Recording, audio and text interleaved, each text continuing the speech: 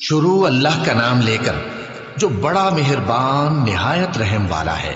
فجر کی قسم اور 10 راتوں کی اور جفت اور طاق کی اور رات کی جب رخصت ہونے لگے، اور بے شک یہ چیزیں عقل مندوں کے نزدیک قسم کھانے کے لائق ہیں، اس بات پر کہ کافروں کو ضرور عذاب ہوگا۔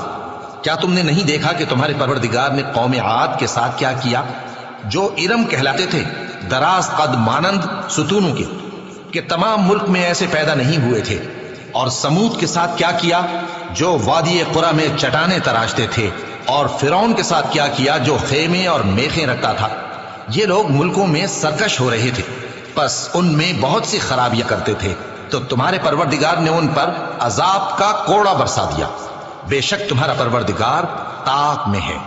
مگر انسان عجیب مخلوق ہے کہ جب اس کا پروردگار اس کو آزماتا ہے کہ اسے عزت دیتا اور نعمت بخشتا ہے تو کہتا ہے کہ میرے پروردگار نے مجھے عزت بخشی، اور جب دوسری طرح آزماتا ہے کہ اس پر روزی تنگ کر دیتا ہے تو کہتا ہے کہ میرے پروردگار نے مجھے ذلیل کیا۔ یوں نہیں، بلکہ تم لوگ یتیم کی خاطر نہیں کرتے، اور نہ مسکین کو کھانا کھلانے کی ترغیب دیتے ہو، اور میراث کے مال کو سمیٹ کر کھا جاتے ہو، اور مال کو بہت ہی عزیز رکھتے ہو۔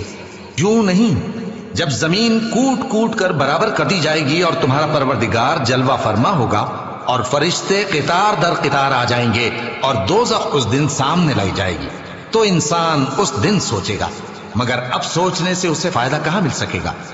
کہے گا کاش میں نے اپنی اس زندگی کے لیے کچھ آگے بھیجا ہوتا، تو اس دن نہ کوئی اللہ کے عذاب کی طرح کا عذاب دے گا اور نہ کوئی اس کے جکڑنے کی طرح جکڑے گا۔ اے اطمینان والی جان، اپنے پروردگار کی طرف لوٹ چل، تو اس سے راضی، وہ تجھ سے راضی، سو تو میرے خاص بندوں میں شامل ہو جا اور میری بہشت میں داخل ہو جا۔